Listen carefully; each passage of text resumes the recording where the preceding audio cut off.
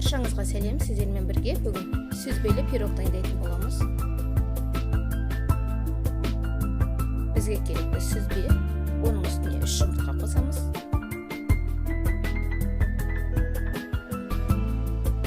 Ванильный сахар қосамыз.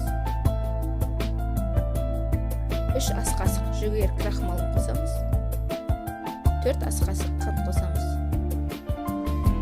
1 шымшым тұз қосамыз. 3 ас қасық қаймақ қосамыз. Барлығын блендермен езіп аламыз.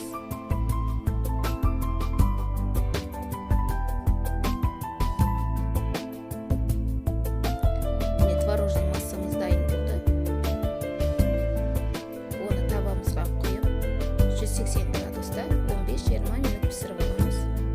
Ары қарай шоколадный массасын дайындаймыз. Бізге керекті қаймақ, 1 жұмыртқа, 1 ас қасық жүгері крахмалы, 2 ас қасық қант, 2 ас қасық какао қосамыз. Барлығын жақсылап араластырып аламыз.